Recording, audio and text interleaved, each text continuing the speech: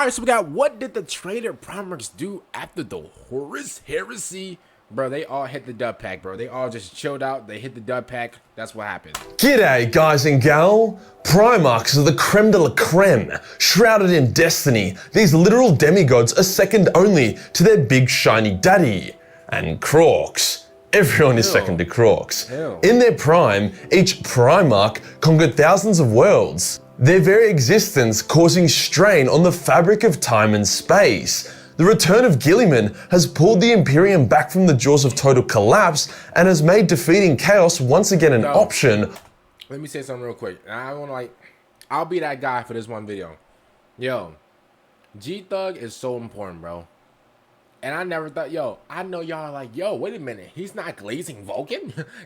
He didn't say Vulcan's important? He didn't, first of all, Vulcan's the best. Let's just get that clear. I know a lot of you guys in the comments are, y'all jumping for joy right now, bro. You guys are smiling from ear to ear like the Joker.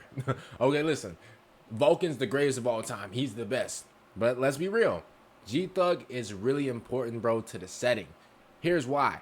Bro, like Majorkill just said, bro, him coming back, him waking up from that 10,000 year slumber of Doomerson, bro, him waking up, bro, and actually like taking control of like the Imperium stuff right there, bro, he legit saved them, bro. Bro, he's like LeBron going back to Cleveland. Like, bro, he legit saved their franchise, bro. Like, legit. Bro, if G-Thug was like, if he was still asleep, bro, the Imperium, bro, we'd be looking like, what, the prime Charlotte Hornets, bro. Garbage juice, literally. Whilst the legacy of the long-dead Horus continues to plague mankind to this very day. So it begs the question, if Chaos was able to walk away from the Horus Heresy with 7 intact Primarchs and the Imperium lost like all of theirs soon after the Emperor cosplayed as Stephen Hawking, how the fuck hasn't Chaos won? Well, it turns out that joining a faction called Chaos isn't very good for your organizational skills. And if there's one thing I know, it's that to conquer— it's not good for your guts either, yo. Hey, listen, if you're a part of Slaanesh, I just know, bro, Fulgrim, bro, he got his salad tossed completely, bro. And I'm not even trying to be that guy, whatever, bro, but I know Bubba was loving him, bro. I know Big Bubba in jail, bro, was licking his lips like a dog sees a steak, bro. Man, licking his lips like these, bro. Licking them, bro. Bro, it's like dinner was ready, bro. As soon as Fulgrim stepped into one of these little pleasure worlds, bro, Big Bubba was rubbing his hands, waiting, bro. Rubbing his hands like Luka Doncic on the Lakers bench, bro, for real. The galaxy, you need to be organized. Guilliman hasn't pussy whipped the galaxy back into the Imperium's favor because he can punch really hard or, destroy your brain from behind. He's done it because he has out of this world organizational skills. So what is the Traitor Primarch's excuse? What have they been up to since the Horus Heresy? Today we'll go over what each of the Traitor Primarchs have been doing since Horus bit the bullet, before talking about where they are today. If we're feeling cheeky, we might even make some educated guesses as to what they'll do next. Okay. Let's get into it. We'll start off with Horus, because chronological— oh, he's GG's. Ain't he gone? Bro, he dead, bro. He D-E-D, gone, bro. Dead and gone, bro. I've been traveling on this road too long. Order is overrated. Horus is special, not because he nearly killed the Emperor or, lost all his hair despite the 30th millennium probably having great anti-hair loss creams, but because out of all the Primarchs, only he was completely obliterated from existence. Whilst other Primarchs like Ferrus and Sanguinius did die, there is a sliver of their soul or presence still lurking about. I got a question, y'all. So, okay, can we, so obviously after like the Horus Heresy and stuff like that, can other Primarchs still mention like Horus's name, or is it GG's? Because like the way I feel about it, I feel like they should though, because like the Horus Heresy, that was a big part of like Warhammer, right? So I feel like they shouldn't like, I don't know, but like the Emperor, see, he's a hater. Like if the Emperor gets rid of you, he's like, man, y'all can't even say bro's name. I don't even want, let's pretend he didn't even exist, even though half of your brothers went along with him. Let's pretend he didn't even like make it through. Horus, on the other hand, got cum dumped so hard that his soul has ceased to— he got what dumped? Yo, Majorkill. See, we getting started already, bro. Majorkill, bro, let us know. Exist. So he's been doing literally nothing since the Horus Heresy. In saying that, he was cloned once. However, Primarch clones without Primarch souls are about as useful as a Velcro dildo, hence Abaddon was able to clap the clone of Horus like it was nothing. Now we have Fulgrim, who may as well have died Man, Big Bubba going crazy on Fulgrim, bro. Man, yo. Man, yo, what's that one song? I wanna rock and roll all night. Yo, Fulgrim, yo, he rocking and rolling all night, bro. Tossing and turning, bro. Salad tossing, bro. Like, bro. Big Bubba is having his way with him as we speak. What are we talking? And Fulgrim loving it. Fulgrim is, bro, he is smiling from ear to ear like the Grinch on Christmas. Bro, Fulgrim is loving it. What are we talking about, bro? Considering how little he's done. By the end of the Horus Heresy, the Emperor's children and their Primarch were completely fucked in the head. They stopped attacking the Imperial Palace during the Siege of Terror and instead just rounded up scared civilians and then turned them into cocaine. I'm not even kidding, that's exactly what they did. Once the traitors had lost, they all pissed off to go do their own weird Emperor's children shit, such as Russian starfish orcs or masturbate with sandpaper. Man, that's something, that's something. Man, that's something a dude with too much money would do, bro. Y'all know what I mean? Hey, because usually, you know, I'm not saying that, like, if you have a lot of money, you'll do this, or you'll do weird stuff like this. But what I'm saying is, bro, a lot of people, bro, a lot of rich men and a lot of rich women, bro, when they got all that bread, bro, and they basically, like, experienced everything, they need something to, you know, to really, you know, feel something. So they go the extreme on some things. Bro, I'm sorry. Listen. Hey, I'm just keeping it real. Why y'all think, you know, some of these rich people are into this weird-ish, bro? They need to feel something. Yeah, bro. They trying to feel, you know, they try, you know, and so they experiment, you know, with what they like and they go deeper on it. Yeah, bro. Yeah. Before Fulgrim completely retreated, he baited Guilliman. I could never. First of all, man, I swear to the Lord that I serve, bro. I swear, bro, to the God that I pray to, bro. I swear to Jesus himself. That would never be me, bro. Ever. Into a duel, Ever. Which is a pretty fucking stupid thing of Guilliman to get baited into. Turns out a gigantic rape snake with 4 arms is more powerful than a Roman Aryan with a flaming sword. Hence Guilliman was put into a 10,000-year coma. After this, Fulgrim retreated back to the Eye of Terror, and he created his own pleasure planet, which he rarely ever leaves because he don't gotta leave. He don't, bro, it's called a pleasure planet. He don't gotta leave. Everything he wants is right there, bro. Bro, yo, you got people, bro, so freaked out, bro. Man, yo, Big Bubba is having, yo, I know Big Bubba is like 72-0 over there, bro. For real. I want you to stay. No Billie Eilish, bro. It's going crazy over there. He told us, oh, Fulgrim never leaves. Of course Fulgrim don't leave. Everything he wants is on that pleasure world. It's on that pleasure planet, bro. Everything he wants. Yeah. Yeah, bro. Big Bubba going stupid, crazy. Bro, Big Bubba can't even take a rest. No, it's a pleasure planet. Bro. He did, however, leave it once to answer Rylanor's distress beacon on Isstvan 3. Rylanor, as we know, is the best fucking dude around, and was able to be so honorable and noble that the 1,000-son sorcerers that were with Fulgrim allowed Rylanor to blow up the planet, killing them just to inconvenience Fulgrim. Fulgrim's demonic body would recover from this, but his pride never would, hence he retreated back to his pleasure planet to suck on some demon titties. He remained there until the return of Guilliman, which caused Fulgrim to attempt to corrupt Guilliman to chaos, which, you know, obviously failed. Since then, Fulgrim has been spotted in real space for the first time in thousands of years, leading what remains of the Emperor's children to wreak some havoc. Someone who has been even more absent than Fulgrim is Perturabo. Purdy was the first traitor to abandon the Siege of Terror, even before it was clear the traitors had lost. He did this because he was doing all the work whilst his brothers were off railing the ashes of millions of people. However, he still wanted to show Rogal who was boss, hence he baited him into attacking an unbeatable fortress. Needless to say, Rogal got his ass whooped, and for his efforts, Perturabo was elevated to Demon Prince of Chaos Undivided, much to my and a lot of fans' dismay. They didn't have to make Purdy a Demon Prince, and it just doesn't suit his character, but it don't? Whatever. As Purdy is a I thought it did. Because he is a hater. Yo, this Primarch dude, he's a hater. Like, I thought that actually fit his thing. I mean, well, according to y'all, it turns out it don't. Prince of Chaos Undivided, he doesn't really have to do what the Chaos Gods want, only if they all agree on something, which pretty much never happens. So he hasn't had to go fight the Space Wolves or try and give aids to Ultramar like his brothers have to. In saying that, he hasn't just been idle. In the Eye of Terror, Purdy engaged in a massive battle against Mortarion and drilled him non-stop for 7 hours. Eventually, Nurgle's pestilence and attrition began to overwhelm the Iron Warriors, hence Purdy was forced to retreat.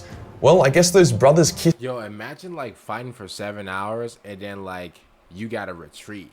Now, according to like actual war and stuff like that, that's nothing. Like, bro, there's armies and there's countries who fight for years and then like they retreat and like lose men and stuff like that, which is, it's sad, bro. Like, there's like, I'm gonna be honest with you, bro, there's no winners in war.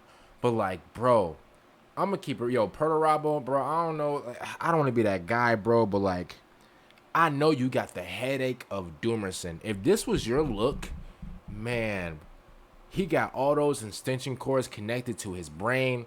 I know his body's like a whole generator out there, bro. He got like so many iPhone chargers connected to him, bro. You would think bro's an Apple store, bro. This is, yo, Perturabo, I'm gonna keep it real, bro. I take back what I said. I feel bad for you now. Man, I know he's sick. I know he's sick like Prime 2020. Then made up or something, because they soon teamed up to create a computer virus, which was also a literal virus. This got uploaded to the Mechanicus' networks, and it caused numerous Forge worlds to fall, as their machines turned into demons and shit. Gotta keep your antivirus up to date there, Mars. How many times have I told you about this? Purdy would play a reasonably passive role in Abaddon's Black Crusades, offering him advice and weapons, but not his own battle prowess. However, with the fall of Cadia, the big man himself is kicked into gear, sending out his Iron Warriors to siege some of the most heavily fortified worlds in the Imperium. For Purdy, if it ain't a challenge, it ain't worth doing. Now we have Lorgar, the man who started the Horus Heresy and the man who gained the least amount out of it. I respect that. Lorgar wasn't even present during the Siege of Terra because Horus beat the shit out of him when Lorgar tried to stage a coup. Since then, he's done a lot of sulking. If you think Perturabo feels underappreciated, then boy, let me talk about Lorgar. When the traitors had all fled to the Eye of Terror, something followed them. A dark mass of ravens, vengeance incarnate, Corvus Corax. See, the Raven Lord had figured out how to embrace his inner war powers, hence he was able to turn himself into a demon, but like, not a chaos demon. As such, the word bearers had a really shitty time, with Mr. Raven slaughtering them like pigs. Lorgar came to Corvus and was like, I have ascended to demonhood and unlocked my power. You are nothing compared to me. And Corvus was like, yeah, cool story, bitch boy. And then he proceeded to kick the ever-living shit out of Lorgar. Bro, you're a grown man, bro.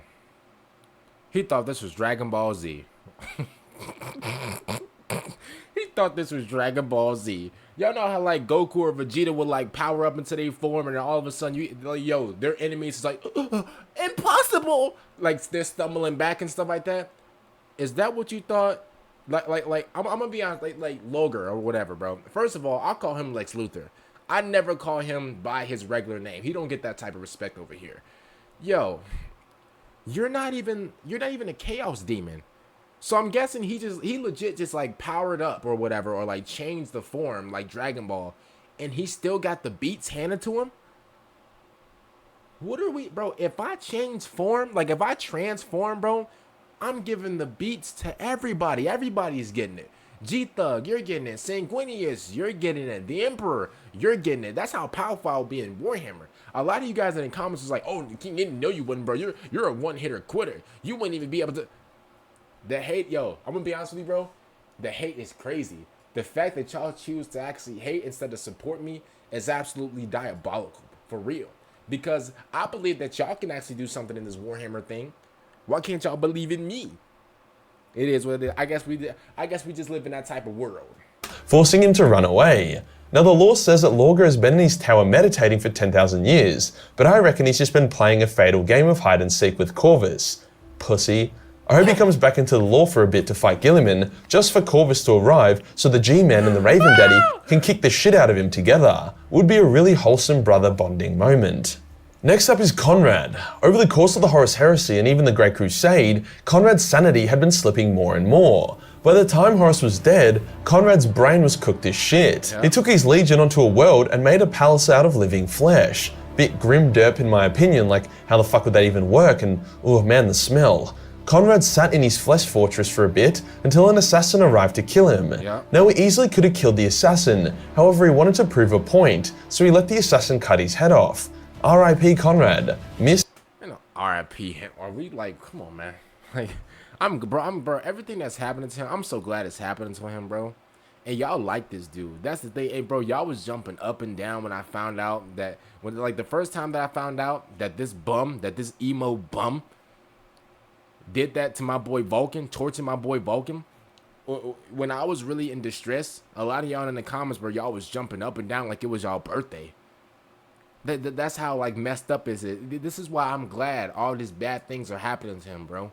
I'm glad, bro. As a matter of fact, bro, now it's my time to jump up and down because all these bad things are happening to him, bro. Now it's my time to celebrate. Now it's my time to laugh while all these bad things are happening to him, bro.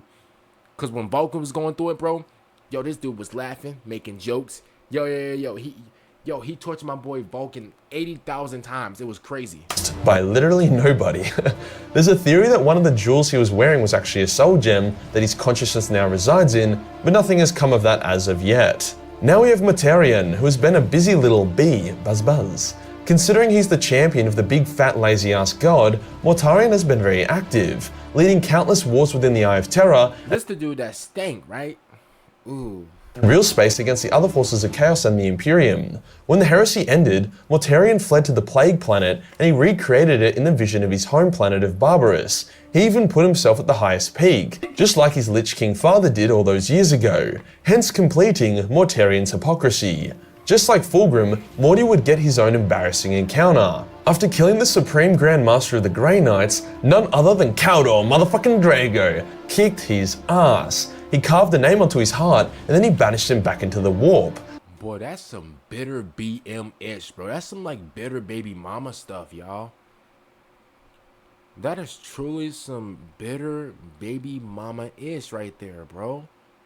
He carved his name into his heart. Bro, that's some stuff. Yo, that's legit what a bitter BM would do. That's something that a toxic, like, ex would do to you, bro. Carve your name into the heart, bro. Man, bro, keep those, those type of girls that would do that, keep those women away from me, bro. I want no boxbicity, bro, because that's ridiculous. That's gotta sting. Morty would go on to capture quite a few systems in real space and use them to launch the Plague Wars against Ultramar. This war was devastating and it looked like Morty could win, until Guilliman arrived and evened the odds. Morty would shit in his hand and throw it at Guilliman, whilst Guilliman responded by spraying multi-purpose cleaner on Morty before rubbing it in with a ShamWow. It truly was a battle for the gods. Eventually, Nurgle wanted Morty to retreat to defend the Nurgleite worlds in real space from the other gods of chaos, but Morty wasn't super down with that. He wanted to kill Guilliman, hence he defied Nurgle and he injected G-Man with the God Blight, a virus that could kill a Primarch. Guilliman then died. But he survived! So the opening of the Great Rift had woken the Emperor up, because there was so much fucking warp jizz. That plot armor, boy, let me tell you, let me tell y'all something about that plot armor, bro. That plot armor does not play. That plot armor don't play, boy. Boy, hey, listen. That plot armor don't, hey, you might as well not even try. Like, I've seen plot armor work in mysterious ways, man. And bro, I'm pretty sure a lot of us in real life got plot armor and stuff like that, you know? Like, bro. I'm gonna keep it real. I didn't think Morty was like that. I'm gonna keep it real, bro. Like, I knew Morty was like a school threat level. I didn't know that Morty was on like that type of timing. I didn't know that he was on like some Scarecrow from Batman type of timing. Okay. So, like, would y'all say that he beat... So, okay. Would y'all say that Morty beat G-Thug fair and square? Y'all comment down below. It sounded like he beat him fair and square. That's what it sounded like. It sounded like, you know, he was getting the beats or whatever. And then Nurgle was like, nah, he was like, bro, cause you know he heavy. Bro, come back, just retreat. You're getting the beats. You're getting the beats put on you.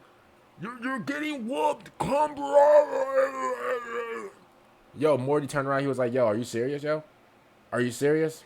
Yo, let me lock in. He locked in and put that gas inside of him. Skadoosh.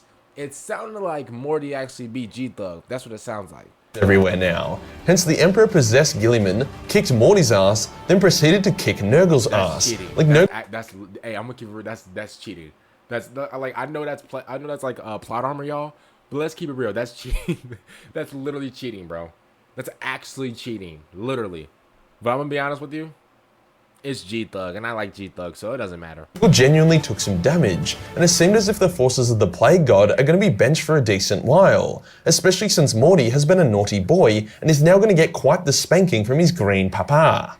Speaking of spanking, we now have Magnus, who is the other traitor Primarch who has been quite active in attempting to fuck over the Imperium. Key word here is attempting.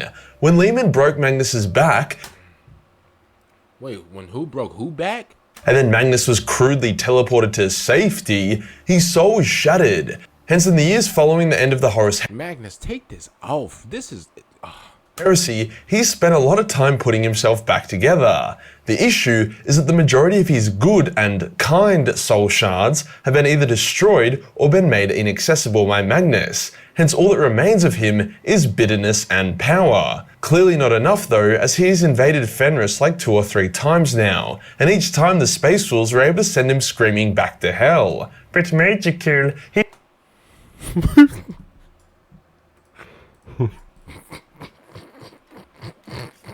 No. Hey, every time he pop up, we gotta skip, y'all. Y'all, we gotta do it. We gotta skip, y'all. We gotta skip, y'all. Already a fucking shithole, so ruining it doesn't actually do anything. After multiple humiliations, Magnus decided if you know, you know. He would try and kill Guilliman, before Guilliman could get to the Emperor. Well, lo and behold, Magnus was humiliated again, and sent back to the warp. Again. He finally decided to embark on some more realistic goals, and has since retaken Prospero, his original homeworld, and even brought his planet of sorcerers into real space. Love him or hate him, you can't say Magnus hasn't given it a red hot go. Now onto the Angry Angron. We give Angron a fair bit of shit on this channel, but to his credit, he has tried his best to do some stuff since the Horus Heresy ended. Okay. A lot more than Lorgar and Fulgrim at least. Now, I'm gonna keep it real, maybe I got like a little soft spot, you know, for this crash out. Like, he's kind of like our crash out. We gonna give Angron a pass. I'm gonna keep it real. Like, if I'm just being real, y'all, we gotta give him a pass, bro. His upbringing was horrible. Like, I'm talking about, like, it wasn't just like, oh, like, you know, I had a terrible upbringing. No, his upbringing was, like, it's something that nobody deserves to go through. So, I'm gonna be real. We gotta give Angron a pass. Now, does that mean that if me and Angron was, like, face-to-face, he would, like, spare me? I mean, bro, me having that aura, like, I can definitely manipulate my way. I can definitely, you know, just like manipulate my way to safety. But, like, I don't know, like, if I choose to really let go and let Angron, you know, make his decision, I feel like he would really just curb stomp me. So, you know, would he show me that same mercy? No, but at the same time, he's our crash out, y'all. We gotta, he gets a pass. His first act since the Heresy was to attack the Imperium with 50,000 Chaos Marines, and they actually did some damage. Over 200 years, they took over, which is, you know, code for fucking raped, 70 sectors. However, the damage they did was temporary, and they were eventually driven back. Angron would then re-emerge and attack the world of Armageddon, only to have his sword broken and his ass drop-kicked back to hell. Angron was almost re-summoned back to Armageddon recently after the fall of Cadia. However, with the help of some friendly salamanders, the Imperium was able to put a stop to that shit. Probably for the best. We're so clutch. Like, we're so amazing and clutch that, like, man, I'm so proud of us, man. Like, I can't believe we made it this far, man. Like, this is like, wow. There are way more interesting traitor Primarchs that deserve their time in the sun. And finally, what is Alpharius Amigan up to? Well, Alpharius, or maybe Omegon, died to Rogal Dorn during the Siege of Terra, leaving Alpharius, or maybe Omegon, to lead the scattered Alpha Legionnaires. I'm of the opinion that Omegon still lives and is subtly influencing the Alpha Legion to aid the Imperium, but considering we haven't actually seen him since the Heresy, it's hard to know for sure. I've dived into this topic a lot more in my Alpha Legion videos, because there's just so many breadcrumbs and theories to unpack, but for now, just remember, Omegon is currently doing something. Or maybe it's Alpharius. With the recent spotlight on Magnus, Morty and Angron, it's time for them to get subbed out. I think the return of Lorgar and Purdy would be really interesting, and open up the door for the next Loyalist Primarch to wake up from his slumber in the bowels of the rock. If you enjoyed the video and you want to shout out to our boy, man, Majorkill for this video, man. I definitely enjoyed this. This was actually pretty cool. This video actually went by pretty quick, man. Make sure you guys like the video, subscribe to the channel if you guys did enjoy. Also, right now, your boy's recording a week in the life, so that's crazy. Shout out to all y'all for the support. I really appreciate it. And I'm going to see you guys later. Thanks, and I'm out. Bye, everyone.